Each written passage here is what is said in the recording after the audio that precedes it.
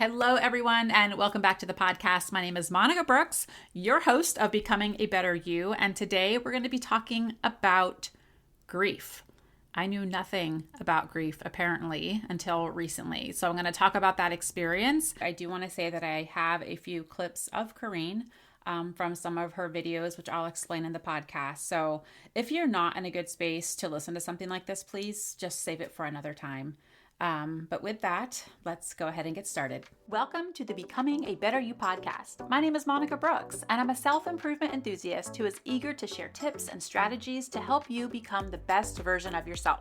As an inspirational speaker who transitioned from a corporate career, I'm here to guide you on your journey towards enhancing your overall human experience. If you're ready to take the first step towards becoming the best version of yourself, then you're in the right place. Let's get started. Do you think it's possible to become a better you through grief? One of my sweet and dear friends, Koreen, recently passed away. Never had I ever lost anyone in my life that I was close to. I'm going to share with you how we met, how she passed, and also how we can grow through grief. I usually like to speak from my heart on my podcast with minimal rehearsal, but for this episode, I did write out my words in order to express them clearly. So if it sounds like I'm reading, I totally am. Writing things out has helped me through my grief. And I also feel that talking about it is a way for me to cope as well. I'm not a grief expert by any means, but I can share with you what has helped me. I also want to share with you a recording of what I was able to say at Koreen's celebration of life. And my hope is that through my grief, you can find comfort too. Prior to Koreen's passing, I look back and I felt like I was kind of living in this bubble, not really realizing what the world had been experiencing when they lost someone they loved. The days following Koreen's passing, I did not like the way that I was feeling. I was angry, sad, frustrated, confused, just to name a few emotions. And I tried to put into practice all of the things I had worked on these past 5 years. Mindfulness, breathing. I tried to change the way I was thinking, like what I was thinking about in order to escape these emotions. But nothing was working. I really was not in a good place. Then someone mentioned the word grief. Sure, I knew the word, but I did not really understand how heavy that word really is. One of my friends explained grief as a tunnel, and I had to go through it. There was no other way out. I had to go through these emotions. I had to feel all of the feelings. Another friend explained it that it was more like quicksand. The more you try and get out, the more you sink. Sometimes you just need to sit in it and just be. Those words helped me realize that there wasn't an easy way out of this. I needed to feel it all and be absorbed in it. These analogies made perfect sense, even though I still wished for an easier way. I decided to drive to Koreen's celebration of life in Wisconsin. I listened to Anderson Cooper's podcast on the way called All There Is, recommended by a friend who was also working through grief with the death of her father. It was evident that her grief helped me through my grief. I can't put into words how much this podcast helped me cope, as did so many other people I connected with online. One person expressed how she grieved her mother's death for 15 months. I found comfort in hearing and learning about other people and their stories through grief. It was as if grief was this tangible, messy weight you had to lift and carry. But people were like, I've done that too. I'm going to tell you what's helped me carry that weight. Throughout my drive to Wisconsin, I paused often and reflected back on some of the big chapters in my life.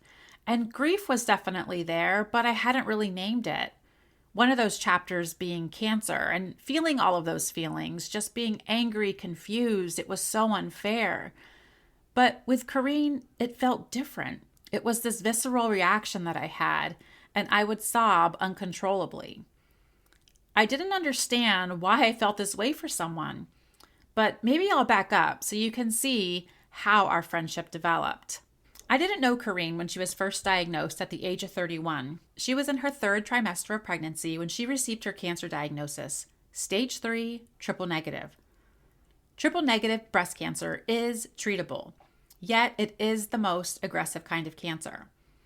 Koreen delivered her baby at 36 weeks, which was a Thursday, and began chemotherapy the following Wednesday. Can you imagine that? Having a newborn, being diagnosed with breast cancer, and now you have to go through chemotherapy. Koreen then continued with a unilateral mastectomy and radiation. The story of how we met starts in September 2021. I received a message from Koreen on Instagram. It said, "Hi, beautiful girl. Stalked you majorly, and I have to let you know you're so inspiring. Thank you for that. Love following your journey. How are you doing?" The message continues, but that opener could easily wrap up Koreen.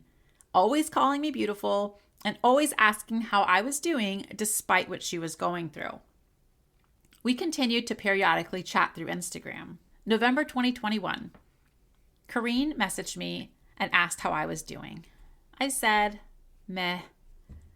She responded, "Oh girl, if you'd like to talk, I'm here to listen." I said, "You're so sweet. Are you on Marco Polo by chance?" She said, "Of course I am. How else do you think I socialize as a stay-at-home mom with 2 little kiddos?" And so we began to Marco Polo. And if you're not familiar with Marco Polo, it's an app. And what you do is you can connect with other people and you leave video messages back and forth to each other. I record a message and Koreen watches it when she has time, and then she responds with a message. So we went back and forth like that for 2 years. Then Koreen saw me post about my fitness activity. She responded, "What? You have an Apple Watch and we aren't fitness friends? Adding you now." We also connected on Goodreads so we could keep up with each other and what we were reading. Koreen and I chatted about everything under the sun. Cancer life, kids, parenting, friendships, marriage, even at times how high our electric bill can get in the wintertime. There wasn't anything off the table. With Koreen, it was a safe space. I learned so much about her and we had a lot in common. Even some of the oddities, like we both loved tattoos with skulls. We both wanted to be a teacher when we were younger. We both married our Prince Charming. Parenting was our passion. We were really good friends to other people, and we were both extremely positive. In one message, she called me her soul sister. So sometimes I feel silly talking about how I became friends with someone online and was able to grow close to her.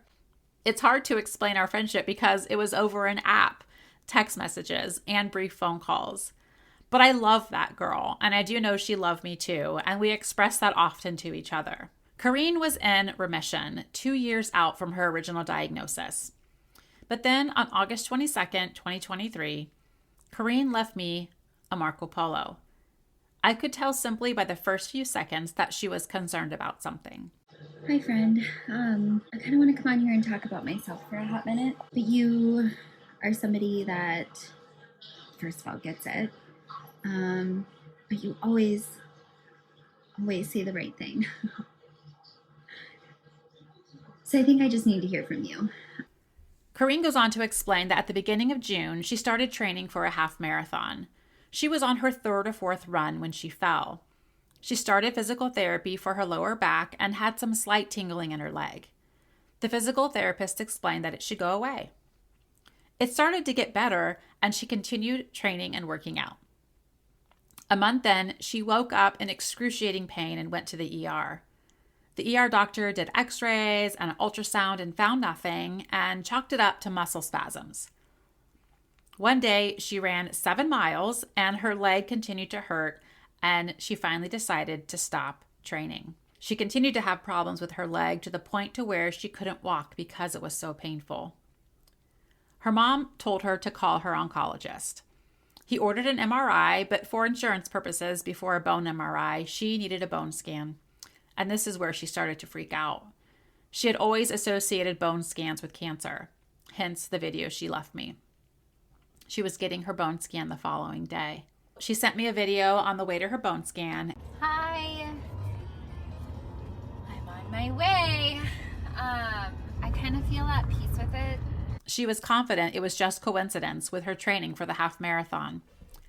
But sadly, she did find out that cancer was in her bones. This led to another scan, called a PET scan, where it could look for cancer anywhere else. Koreen soon found out that cancer was in her liver, leg, back, pelvis, and brain. Koreen had to have her port put back in to start chemo again, as well as Gamma knife for the 9mm lesion on her brain. October 10th, Koreen texted me and said she had major regression thanks to the chemo. There was still cancer in her liver and spots in her bones, but the reduction of cancer spots in her liver was decreasing, and we both shed tears of joy. October 18th, Koreen sent me a Marco Polo from her closet. Her labs were all over the place, her tumor markers were high, and she was scared. I learned through Koreen that being a stage 4 survivor, you go through a lot of highs and lows through that. Sometimes you get clean scans and that looks great and things are looking good, and other times it's not so great. And she experienced a full spectrum of emotions being a stage 4 metastatic breast cancer survivor. Throughout all of this, Koreen would find blessings along the way. She would say how blessed she was to have the care that she needed, or how awesome it was that she was so close to such good care. She was never blind to the miracles she experienced. Koreen and I had talked often about meeting up in person. We finally decided for the springtime, but something started to tell me I needed to see her sooner, and so I moved my trip up to February. One of my last texts to Koreen was on January 10th. I told her, if anything comes up and you don't feel up to a visit, I completely understand. Koreen responded with a lot of capital E's and K's that says, eek, nothing will come up to want me to keep you away from me, LOL. Like I said, you'll become a part of us during that time. I've always been mindful about giving people space, and Koreen made it clear also that she had a hard time talking because her liver was enlarged and it was pressing up against her lung. Side note, that did not stop Koreen from trying to work out. She even that day had spent 5 minutes on the treadmill, even though she was having a hard time breathing. That girl loved her fitness and, in a way, borderline stubborn in all the best ways possible. So I sent her a few brief texts that I was thinking about her, but she didn't need to respond. Koreen passed away on January 29th, 2024. You can read her full story on her GoFundMe page, which I'll link in the show notes. But I want to share with you some of the words her family wrote on her GoFundMe page, and I want to share with you the power of those words and how it can impact you today. They explained that on Wednesday, January 24th, 2024, she bucked up, gritted her teeth, and received what would be her last infusion as we prayed fervently that this was our miracle. The thing we overlooked is God was already answering prayers in countless different ways, and miracles come in all shapes and sizes. Hospital staff were in disbelief she wasn't experiencing any pain. Miracle number 1. That afternoon, we decided the hospital wasn't going to define Koreen's story. She wanted to leave, and we were ready. They prepared her to be discharged to go home and be comfortable. Miracle number 2. This was a relief and made her feel like she was in her happy place, the comfort of her home. She was able to spend time with her babies, husband, and family. Miracle number 3. Koreen was even able to witness her little man turn 3 and open his presents. Miracle number 4. Did you catch those miracles? She didn't have any pain. She was home and comfortable. She was happy to spend time with her family. And she witnessed someone she loved open their presents. How many of those miracles have you experienced? How many of those have you considered miracles? Or do they simply feel like an ordinary event? So many things can go wrong in our day, yet we don't always appreciate when they all go right. When you get to lay your head down on your pillow at night.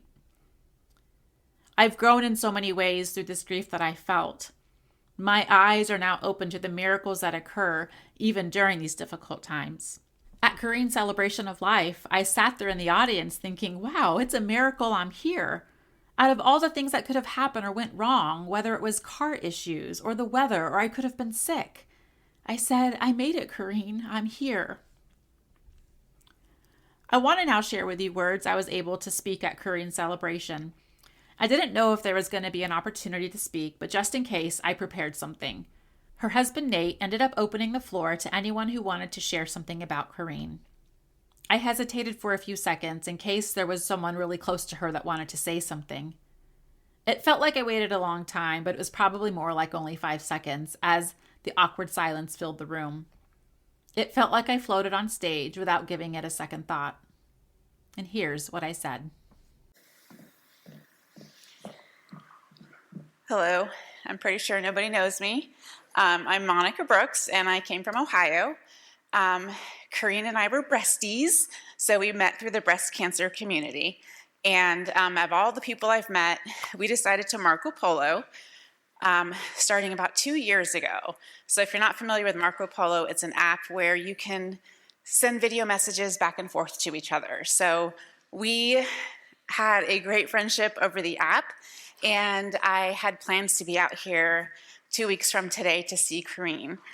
So I'm so happy to just be able to make the drive up here and to learn more about her and her friends. Koreen once shared with me that when she was younger, she had wanted to be a teacher.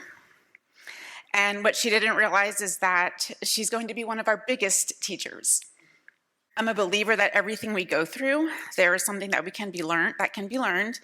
And here's what Koreen can teach us today. She has taught us that the ones we lose too soon are the ones we learn the most from. We learn from the good ones, the best ones. We don't learn anything from the criminals who sit in prison. They simply pass without us even paying an ounce of attention.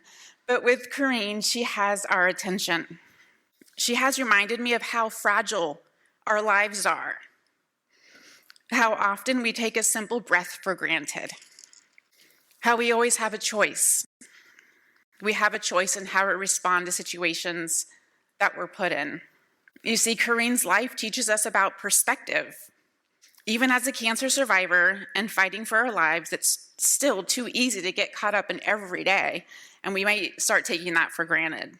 We sometimes forget the why we are here. And we're simply here to make this world a better place by what we go through in life and how we respond to trials and how we can positively impact the lives around us. We aren't here to judge others. We aren't here to talk poorly about other people. We're here to lift each other up and to let our light shine, as did Koreen. So Koreen, mission accomplished. I imagine that the hardest days are the ones yet to come. The days where people continue on in their lives and you're stuck suffering and in want. The days where you want to pick up the phone, or when a notification comes and for a split second you think it's her. You want to hear her voice. And so I offer you this comfort. When those moments happen, when you're about to break, I invite you to inhale Koreen's light. Let it fill your soul and exhale that light into the world. You aren't meant to move on from this, but you can move with it, and it meaning grief. I've been diving into grief a lot lately, trying to make sense of all of this. And I find comfort with the explanation that grief is unexpressed love that we still have for that person, and it doesn't have anywhere to go. Lastly, I want to share with you some words from a book that I'm reading, because I literally have been trying to find comfort anywhere I possibly can. And it's from someone that had a near-death experience and how she explained what happened to her. And as I read these to you, I imagine Koreen saying these words also. Oh my goodness, I feel so incredible. I'm so free and light. How come I'm not feeling any more pain in my body? Where has it all gone? Hey, why does it seem like the surroundings are moving away from me, but I'm not scared? Why am I not scared? Where has my fear gone? Oh, wow, I can't feel or find the fear anymore. I've never felt better in my life. And why does my mom look so frightened and worried? Mom, please don't cry. What's wrong? Are you crying because of me? Don't cry. I'm fine. Really, I am, Mom. I am. It's so beautiful and calm, and I feel healed at last. And some of the better advice I once heard from someone who was going through something really, really challenging, a very wise person and a very beautiful person. She said, does it get better? Some of it does, yes, but I still have my days where I fall to my knees. Stay focused on what's important to you. Live and love your life. Lean into Him with a capital H. Have a tribe that will support you through the good and the ugly. Put all your faith in Him because He will keep you safe. He will keep you strong, and He will protect you. Thank you. So can we become better and grow through grief? The short answer is absolutely yes. One friend shared, the best of what we've learned was in the depths, not in the glory or highs. And I felt that so much. I started to think more about grief and that maybe we haven't really lived life fully without experiencing it. I look at the human experience on this spectrum of feelings, or maybe even a timeline of feelings. Times when we feel happy, joyful, blissful, content, and other times where we're suffering. We feel pain, loss, and grief. I believe we were meant to feel every possible emotion in this life because it's what living really feels like. This is what it feels like to be human. When I look back at my relationship with Koreen, sometimes I guess I'm not surprised that I had such strong feelings for a friend, for someone I had never met in person, because I know that when I love my friends, I love them hard. The next day, after Koreen's celebration of life, I went to breakfast by myself. I was the first one there, and so when I walked in, they said, go ahead and pick a table, and I picked a table for two, so I could stare out the window. They also set the table for two. They brought me 2 menus, 2 glasses of water, and I pictured myself having breakfast with Koreen. I imagined her telling me what was so good on the menu. And I sat there and wondered if she had sat in the same spot before. We have so much to learn in this lifetime. Sometimes it's going to be easy, and other times it is going to be so hard. So with that, be on the lookout for amazing miracles throughout your day, as well as when you grow through grief. That's all for now. I want to thank you. Like I said, I feel like you always have like the right things to say, and